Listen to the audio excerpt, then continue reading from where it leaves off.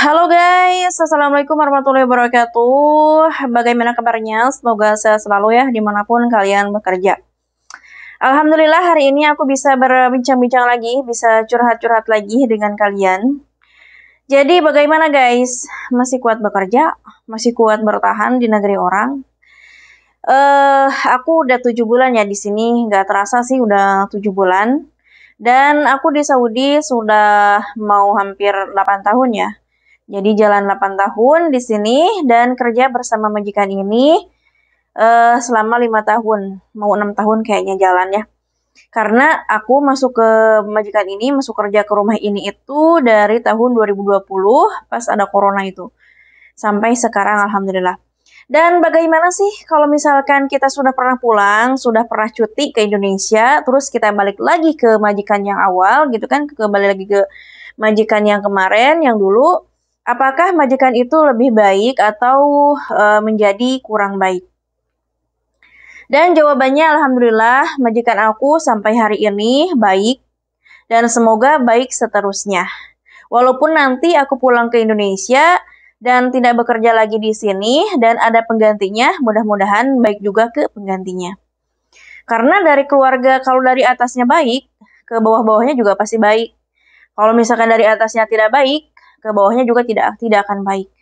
Dan alhamdulillah si nenek yang aku urus, yang aku jaga itu baik ya, tidak terlalu pelit dan tidak terlalu semena-mena kepada pembantu.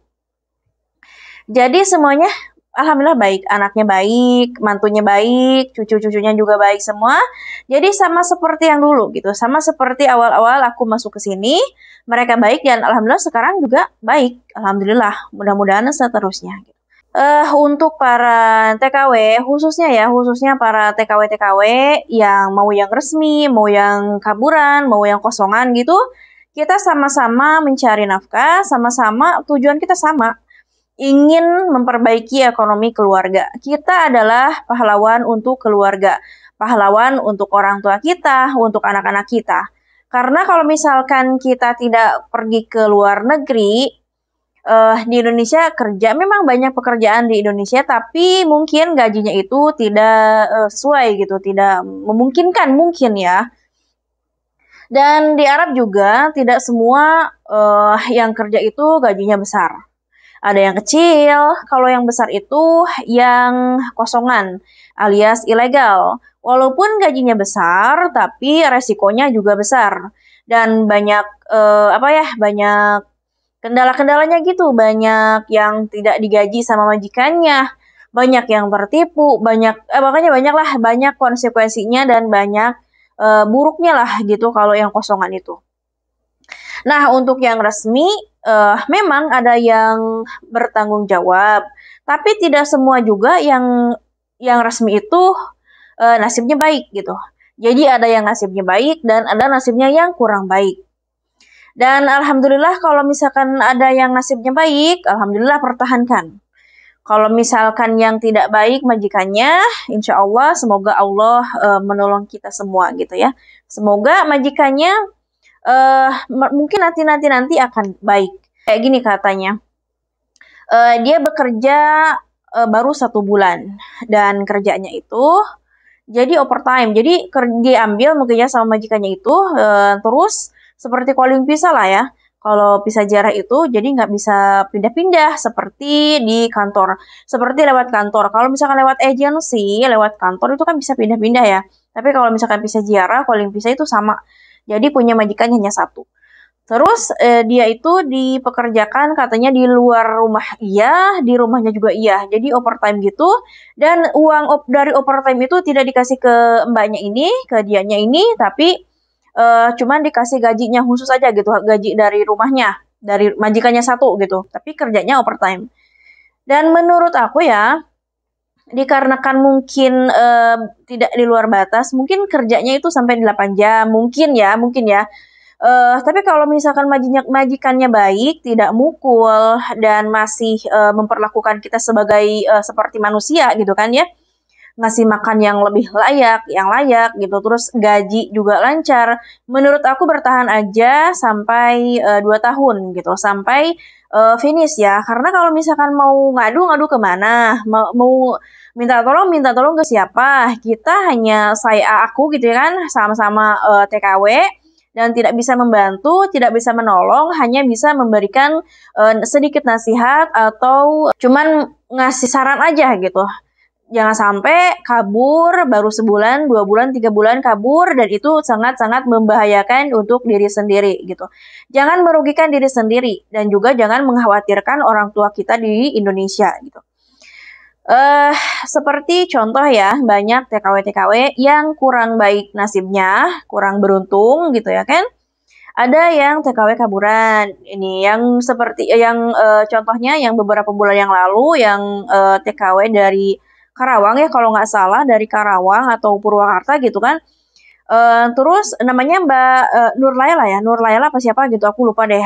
Di video-video sebelumnya aku sudah upload videonya dan beliau ini kan disiksa sama laki-laki orang Yaman. Nah, kita kan nggak tahu ya, asal muasalnya kita tidak tahu dan cerita yang sebenarnya kita juga tidak tahu. Hanya yang kita tahu adalah viral di sosial media, sudah bengep-bengep, sudah sudah hancur gitu ya maksudnya. Jadi karena ada bukti-buktinya gitu kan, ada katanya disiram air panas, terus disetrika lah, terus ditonjok-tonjok gitu, terus pokoknya disiksa lah. Dan mungkin kan kita ya kan masuk akalnya nggak masuk akalnya kan gini, katanya di ini apa di janjiin mau dikasih pekerjaan karena kerjanya tuh overtime jadi jam-jaman gitu, tapi ditipu mungkin ya. Tapi kan kok bisa gitu kan, kok bisa langsung disiksa? Karena tidak mungkin ada asap kalau misalkan tidak ada api.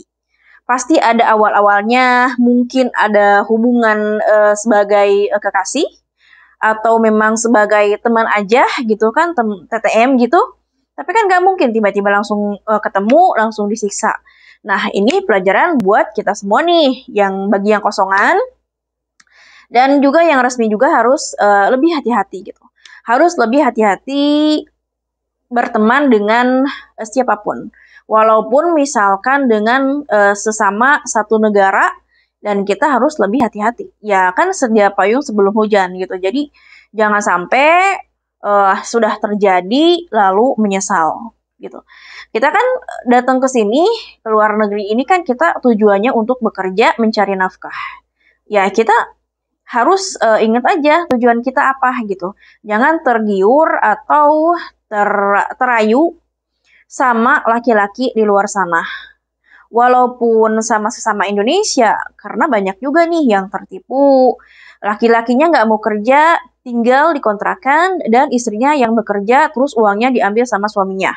Nah, setelah beberapa tahun kemudian, istrinya ini ditinggalkan begitu saja, dan si suaminya ini mengambil atau memasukkan perempuan lain ke kontrakannya.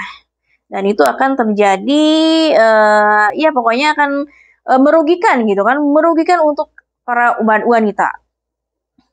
Jadi kalau misalkan kerja mah ini maaf ya, bukan mau menasehati atau mau mau menggurui gitu. Tapi memang kita sesama TKW, sesama dari satu negara gitu ya kan, harus saling mengingatkan dan saling menasehati gitu. Kembali ke Mbak Nur Laila yang disiksa itu laki-laki dari Yaman, dan apalagi orang luar gitu ya kan, orang luar itu sadis-sadis dan tidak mengenal kalau misalkan marah ya pasti langsung ada yang dibunuh, terus ada yang disiksa, ya ini disiksa. Jadi tidak pandang bulu gitu. Kalau misalkan udah emosi, udah sakit hati, mungkin langsung disiksa gitu. Dan jangan sampai kita seperti itu. Jadi kita harus melihat dari kejadian-kejadian yang viral. Jadi kita harus belajar dari kesalahan teman-teman kita. Walaupun misalkan yang resmi ini ya, yang resmi terus jangan merasa kamu resmi terus kamu ini aman gitu, merasa aman dan bisa melakukan hal-hal yang di luar kendali. Misalkan kalian memposting foto, video tentang anak-anak majikan, atau misalkan majikannya yang tidak berkerudung misalkan, atau nggak pakai abaya terus kalian upload, terus anak-anaknya kalian ajak tiktokan, atau kalian posting di sosial media, seharusnya sih nggak usah ya, jangan gitu, kecuali kalau misalkan mungkin ditutup atau di blur atau gimana gitu, kecuali seperti itu. Tapi kalau misalkan dibawa tiktokan terus kita upload dengan tanpa di blur, itu kan akan apa ya, itu akan mengakibatkan